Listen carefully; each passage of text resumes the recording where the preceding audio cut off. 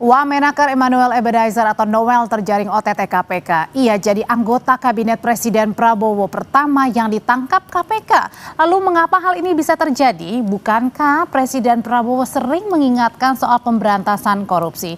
Kita bahas bersama Ketua KPK 2015-2019 Agus Raharjo. Pak Agus, selamat malam. Selamat malam. Ada juga politisi Gerindra Hendarsa Marantoko dan juga peneliti Pukat UGM Zainur Rohman yang bergabung melalui Zoom. Selamat malam Bang Hendarsa, Mas Zainur. Selamat malam Audrey, selamat malam Pak Agus, selamat malam Mas Zainur. Ya, sebelum ke kasus yang saat ini menjerat Bang Noel, saya mau bertanya dulu ke Bang Hendarsa. Bang Hendarsa, statusnya Bang Noel ini benar kader Gerindra sudah masuk? Saya juga kurang paham ya kalau dibilang kader atau tidak. Karena sepengetahuan saya kenal Noel ini sudah cukup lama, ya kan. Setahu saya dia bukan pendukung Gerindra secara bukan pendukung Prabowo secara organik. Itu satu.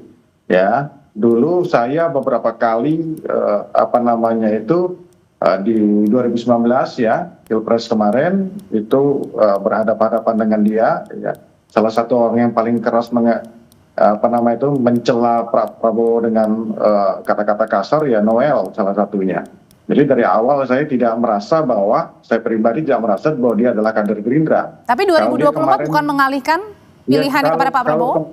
Nanti Audrey, kalau kemarin dia sempat nyalek ya kan, saya anggap itu dia numpang nyalek aja. Tapi bukan kader, karena kami belum lihat bukan juga tercatat sebagai pengurus, ya kan? Artinya jadi, belum punya KTA Gerindra ya?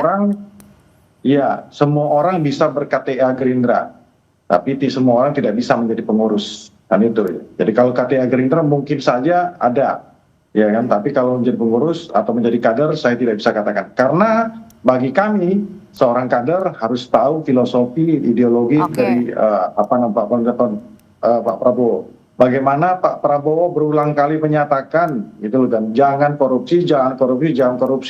Bukan hanya kepada yang mereka di luar sana ya, para oligarki, para pemain-pemain lama ini yang di sektor perkebunan, pertambangan dan lain sebagainya seperti yang beliau ucapkan di acara 17 Agustus kemarin, tapi juga ke dalam ke partai-partai termasuk Partai Gerindra. Jadi kalau ada orang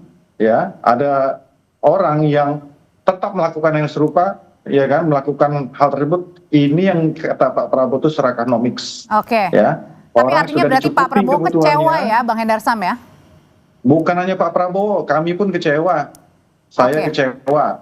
Ya, kalau ini benar ya, kalau Prabowo benar, tapi tetap kita lihat nanti perkembangan bagaimana. Apabila ini benar, kami sangat-sangat kecewa. Sangat-sangat kecewa. Nanti saya ke Bang Hendarsam, tapi saya mau ke Pak Agus dulu. Pak Agus, ini yang paling mencengangkan adalah orang pertama di kabinet Pak Prabowo yang kemudian terjerat dalam OTT. Dan kalau kita lihat visualnya Pak Agus, tadi luar biasa. Luar biasa dalam artian ada 7 motor gede yang nilainya fantastis disita. Ada belasan mobil, ada 15 kalau tidak salah, supercar, ada yang mahal sampai miliaran rupiah juga ada semuanya. Kalau Pak Agus sebagai mantan ketua KPK Pak, ini sebenarnya modus-modus seperti apa sih Pak? Dengan tiba-tiba ini ada penyitaan belasan mobil, motor. Enggak, kita harus mempunyai frame bahwa ini belum final pemeriksaan KPK. Jadi kita harus menunggu. Biasanya kalau OTT itu kan langsung gelar perkara ya. Dan itu pimpinannya lengkap, penyidiknya juga lengkap. Nanti kemudian akan ditentukan siapa yang menjadi terdakwa dan siapa yang terus. Ya.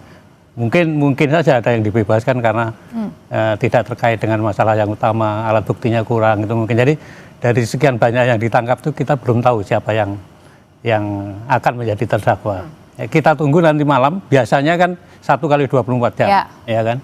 Nah oleh karena itu hasil itu yang nanti kita pergunakan untuk berkomentar lebih Nah, lebih dalam tapi, lagi. nah Pak Agus ini yang dipertanyakan biasanya dalam OTT kan memang sudah ada di situ kan, dan kemudian disita. Ini pun sudah dimasuk ya semuanya ke penyidik, kemudian masuk ke dalam gedung KPK untuk dilakukan penyitaan barang betul, buktinya. betul. Nah, ini kenapa bisa menyasar kemudian ada belasan mobil, ada motor yang oke, kalau misalnya uang itu memang diciduk begitu dalam OTT, tapi ini kenapa mobil dan motor? Apa sebenarnya yang dilihat? Pelakunya kan yang ditangkap kan banyak. Oke. Bisa saja para pelaku tadi bawa mobil, para pelaku tadi bawa motor kan gitu kan. Makanya nanti setelah gelar perkara itu akan ditentukan. Oh, bukan diberikan ya mobil motornya ini? Masih dikumpulkan, diperiksa gitu loh. Jadi belum tentu itu juga terkait semua gitu ya. Oke. Jadi nanti hasilnya akan kita tunggu 1 kali 24 jam. Biasanya malam nanti biasanya akan diumumkan. Tapi saya biasanya diundang TV juga jarang datang, nggak mau datang. Sangat tertarik datang itu karena OTT ini salah satu cara yang efektif untuk betul-betul membuat orang jera. Tapi jangan tebang pilih juga. Oleh karena supaya tidak tebang pilih, OTT itu harus banyak sekali. Karena ini sudah lama tidak dilakukan sama KPK dan akhirnya sekarang ini dilakukan gitu maksudnya Pak Agus? Zaman saya kan yang paling banyak ya, ada yang sampai 29 perkara, waktu tahun pertama aja 16 perkara. Nah itu supaya orang tidak mempunyai pandangan tebang pilih, sistem OTT itu harus diperkuat ya, penyidiknya dan penyelidiknya ditambah, kemudian kalau zaman saya di KPK yang namanya penyadapan dan penyadapan itu hanya minimal sekali. Nah ini sekarang bisa diperluas, diperbanyak. Tebang pilih seperti apa sih Pak Agus yang melihatnya ini melibatkan Wamenaker, Emmanuel? Kan sering orang KPK tebang pilih kan sering gitu kan. Jadi supaya tidak ada pandangan seperti itu, siapapun harus bisa ditangkap. Oke, saya mau ke Mas Zainur. Mas Zainur, ini kalau kita lihat ya, sejak dilantik oleh Pak Prabowo kan Bang Noelis seringkali melakukan sidak ya, seperti sidak ke perusahaan-perusahaan, terakhir juga sebelum terkena OTT dia juga sidak dan kemudian menemukan cek begitu ya, yang kemudian tidak semestinya diperuntukkan dari perusahaan untuk ke karyawan. Nah ini kok bisa terciduk kemudian OTT kasus pemerasan kepada perusahaan lagi? Apa yang terjadi sebenarnya, ya, Mas Zainur? Tentu kalau soal name by name, misalnya Immanuel Ebenezer, kita harus tunggu kepastian dari KPK ya, dan kita juga tetap harus mengedepankan presumption of innocence. Tapi menurut saya yang justru harus menjadi catatan adalah tempat terjadinya tindak pidana ini, dalam arti adalah satuan kerjanya. Ini terjadi di Kemenaker yang saat ini pun KPK sedang tangani perkara soal pungli terkait dengan TKA gitu ya. Kenapa satu perkara belum selesai sudah ada perkara baru terkait dengan pengurusan sertifikasi K3? Artinya gitu ya, yang pertama saya katakan bahwa ini ada patologi birokrasi, penyakit birokrasi yang sangat akut. Bukan sekadar birokrat PNS-nya, tetapi juga tidak tertutup kemungkinan pimpinan-pimpinan tertingginya. Itu yang pertama. Yang kedua, ini juga menegaskan bahwa penting sekali untuk adanya penjeraan. Ketika ada OTT ini, artinya general prevention, penjeraan umum terhadap tindak pidana korupsi, itu belum benar-benar terasa. Masih ada banyak pejabat yang berani untuk melakukan korupsi. Mengapa? Karena insentifnya besar, disinsentifnya kecil. Yang dikatakan insentif adalah manfaat ekonomi korupsi itu besar sekali.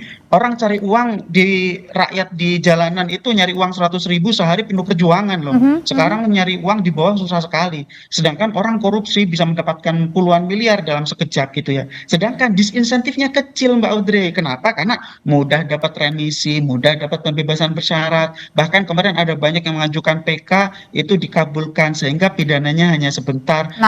Aset recovery, perampasan aset-aset kejahatannya juga susah. Jadi oleh karena itu saya katakan ini prevensinya, penjeraannya itu sangat minim, sehingga saya katakan antara semangat pidato Presiden Prabowo itu perlu diimplementasikan dalam kebijakan nyata. Saya selalu katakan tidak boleh berhenti di pidato.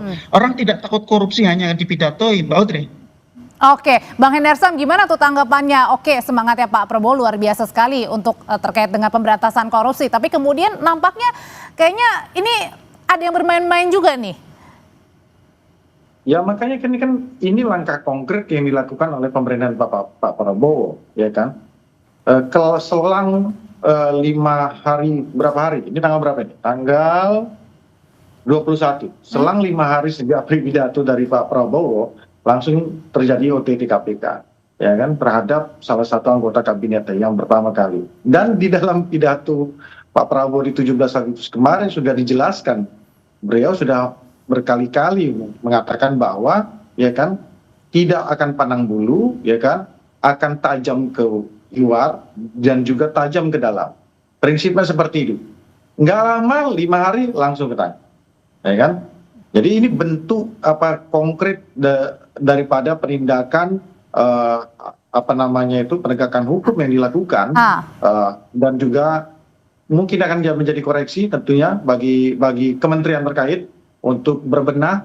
Jadi saya juga selaku orang hukum selalu ingin bahwa bukan hanya di sisi penindakan, dari sisi mitigasi dan pencegahan memang ini juga dikedepankan. Sehingga apakah hal ini juga kemudian Bang Hendar Sam ini juga seakan-akan ya, meskipun kita tidak tahu ya nanti statusnya seperti apa, penanganannya seperti apa karena masih diselidiki juga kan, belum ada penetapan tersangkanya. Tapi kemudian dengan adanya OTT ini, apa ini membuktikan bahwa berani berani bermain, dan ini mungkin saya jangan-jangan berjamaah nih bermainnya?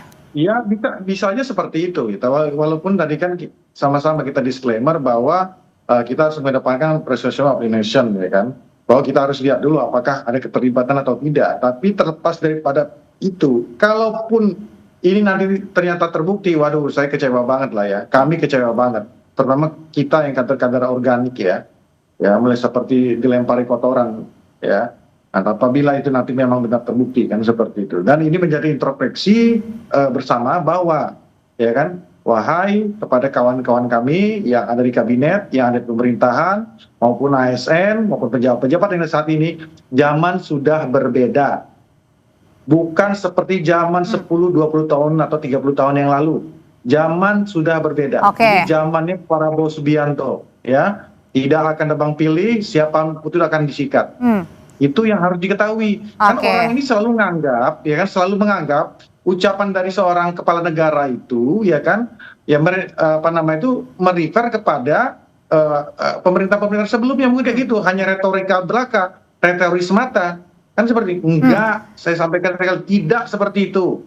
Kena sikat semua kalian. Oke, nah kalau gitu pertanyaan selanjutnya adalah kembali lagi, bagaimana sebenarnya modusnya dalam kasus dugaan pemerasan ini yang kemudian terjaring juga Wamenakar Bang Noel di dalamnya, Mas Zainur, karena berkali-kali kan melakukan sidak, kemudian juga tegas katakan tidak pada koruptor begitu, bahkan seorang Wamenakar sendiri. Sebenarnya modusnya seperti apa, pemerasannya seperti apa dugaannya? Usai jeda, tetap bersama kami di Sapa Indonesia Malam.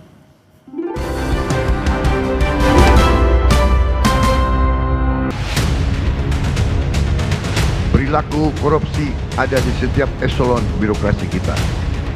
Ada di setiap institusi dan organisasi pemerintahan. Perilaku korup ada di BUMN kita. Ada di BUMD kita. Saya semakin mengetahui berapa besar tantangan kita.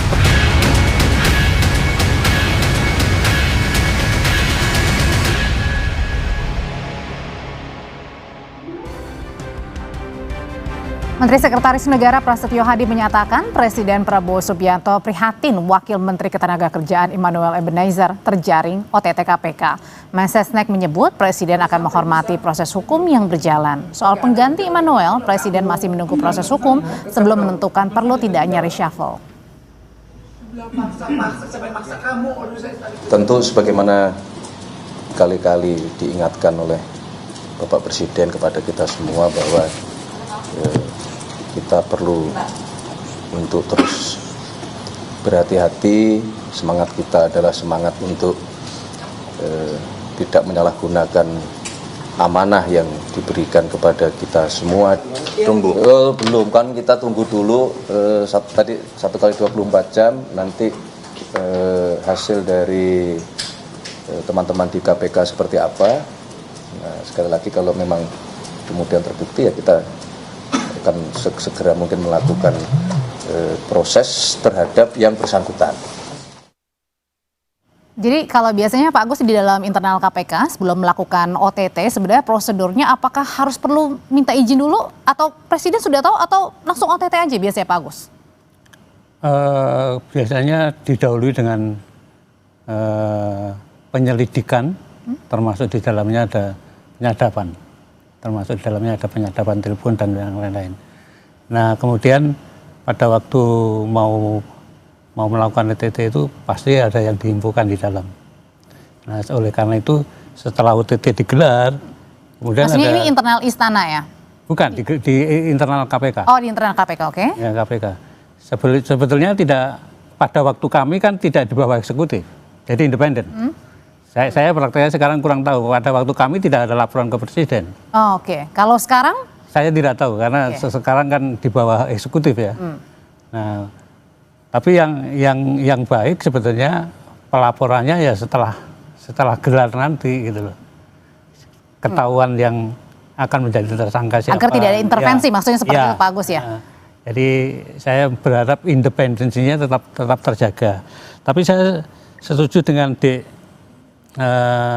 yang Mas dari Zainur. PM tadi. Oke, Mas Zainur. Mas Zainur, kita itu kenapa masih banyak yang melakukan korupsi karena disinsentifnya terlalu kecil. Maksudnya? Jadi insentifnya kan besar sekali. Sebenarnya kalau sudah dinyatakan nanti biasanya hukumannya juga tidak terlalu berat. Kemudian masih ada remisi dan segala macam gitu kan. Jadi buat orang berani, semakin berani jadi membuat malah. orang berani. Oleh karena itu peraturan ditingkatkan itu saya sangat setuju sekali. Dalam zaman saya sebetulnya undang-undang tipikor yang baru itu sudah kami usulkan. Karena di seluruh dunia yang prestasinya bagus, bukan hanya pegawai negeri, bukan hanya BUMN, BUMD, tapi termasuk swasta itu menjadi target juga. Jadi antara swasta dan swasta apa enggak ada korupsi? Bisa dibidik gitu ya, kan? bagus ya. Nah, jadi swasta itu harus juga termasuk. Kemudian di samping itu unexplained wealth. Jadi kekayaan yang tidak dijelaskan dari mana itu juga termasuk. Oke. Kemudian trading influence, perdagangan pengaruh itu juga masuk. Dan kemudian menyuap orang asing pegawai. Ditambahkan ya seharusnya ya. Jadi untuk bisa didalami. tambahkan kemudian perampasan aset di dalamnya yang termasuk penting sekali. Oke, tapi kalau misalnya Pak Agus Itu nanti dibarengi dengan teman-teman yang lain harus diperbaiki juga. Oke. Jadi penanganannya di penjara harus berbeda dengan yang biasa yang sekarang berlaku. Nah, gitu loh. kita balik lagi ke dalam kasus OTT-nya Wamenaker nih, Pak Agus. Nah, biasanya pada saat OTT sendiri, ini kan tadi diketahui nggak sih sama antar pimpinan bahkan pada saat mau OTT gitu? Ada pimpinan yang tahu. Oh, ada juga yang tidak tahu? Ya. Tidak semuanya kelima-limanya zaman saya tahu, tapi pada waktu gelar perkara kan nanti bisa dilaporkan. Kalau ketua KPK? Tidak selalu ketua yang tahu. Oh, tidak apa? Itu dan memang diperbolehkan, diizinkan seperti itu? Zaman saya begitu. Kalau yang sekarang? Tidak tahu saya. Oke, saya balik lagi kalau gitu ke kasusnya Mas Zainur. Tadi seperti Pak Agus mengatakan bahwa sepertinya tidak ada yang jera begitu ya. Dalam artian adalah oke, kalau misalnya terkena ya paling berapa tahun kemudian dikurangi nanti remisi kemudian balik lagi begitu menjadi warga negara. Nah pertanyaannya adalah dengan ini kan kasusnya di Kemenaker ya. Kemudian ada ruangan K3 yang juga disegel. Nih jangan-jangan ini sampai berani nih di dalam ruangan atau seperti apa sehingga membuat banyak sekali yang terlibat, belasan jumlahnya yang terjaring. Ya, yang pertama saya juga ingin menanggapi ya soal apakah ini kredit perlu diberikan kepada Presiden atas OTT ini.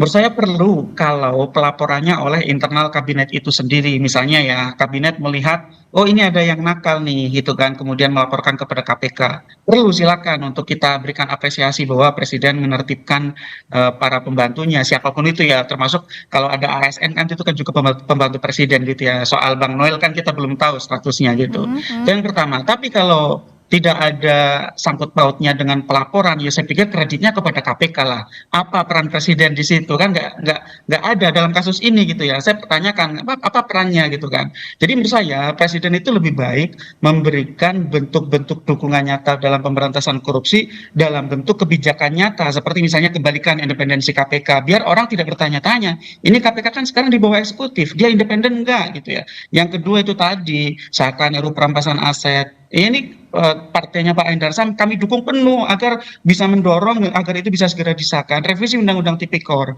itu sangat penting. Seakan RUU pembatasan transaksi uang kartal agar suap tidak mudah dilakukan. Nah yang kedua saya ingin tanggapi Mbak Audrey adalah modus-modus kasus korupsi di kementerian, di lembaga, di daerah ya, itu kan tidak jauh-jauh dari jual beli pengadaan barang dan jasa, pengisian jabatan, yang ketiga itu terkait dengan perizinan atau kuota atau persetujuan. Nah yang ini K3 ini sepertinya itu yang ketiga ini gitu ya, terkait dengan pemberian sertifikasi, terkait dengan aspek pengawasan dan seterusnya. Dan yang tadi ditanyakan bahwa kok bisa banyak gitu ya, ya namanya korupsi, organized crime, tidak ada korupsi yang dilakukan sendiri, pasti terorganisir. Kalau berkaca kasus backing judol ya di Kominfo yang sekarang menjadi Komdiji, itu kan dilakukan berjamaah gitu ya. Itu kan agar makan tanaman ya. Jadi di kasus di Komdiji itu begitu terencana, rapi begitu ya, bagaimana orang-orang yang mengawasi kemudian menerima suap dari bandar-bandar judol sehingga ada banyak yang lolos masih tetap bisa beroperasi. Nah yang kita perlu tunggu dari kasus di Kemenaker ini ketika ternyata yang terjaring banyak orang, artinya ini memang direncanakan sedemikian rupa, atau yang kedua sudah berlangsung sedemikian lama gitu ya. Kenapa? Karena kalau tadi saya sinyalir Mbak Audrey, di Kemenaker sedang ada kasus yang jalan, yaitu kasus pemerasan TKA. Lagi penyidikan di KPK saat ini, tiba-tiba ada kasus baru. Berarti kan beberapa minggu lalu kan, beberapa bulan lalu waktu itu juga pernah ada penggeledahan kan ya? Betul, kasusnya kan belum selesai, Mbak Audrey. Sampai sekarang masih di tahap penyidikan. Kok ada kasus baru?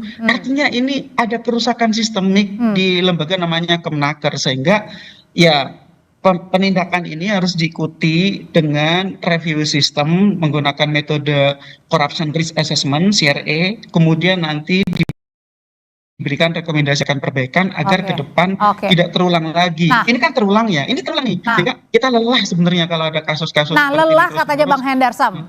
Oke, kalau kita singkat aja Bang Hendarsam, lelah katanya. Kemudian juga kemarin Pak Prabowo juga mengingatkan kan korupsi bisa terjadi di mana saja, dan ini terbukti dugaannya adalah berjamaah. Apa yang kemudian dilakukan ke depan nih untuk perbaikan agar tidak ada lagi menteri-menteri atau wakil-wakil yang kemudian terjerat korupsi? Ya, saya tanggapin dulu ya apa kata Mas Zainur, agak kontradiktif tadi kan. Satu kan, kami tidak meminta itu poin ada diberikan kepada Pak Prabowo, tidak. Tapi kan Mas Zainur sudah menyatakan juga sendiri bahwa pada KPK ini di bawah eksekutif, kan seperti itu. Jadi dia di bawah kendali presiden. Nah kalau dia tidak di bawah kendali presiden atau dia independen bergerak sendiri, nah itu boleh kredit diberikan langsung pada KPK. Nah ini secara struktur dulu, jadi agak kontradiktif. Kenapa kita bisa katakan itu?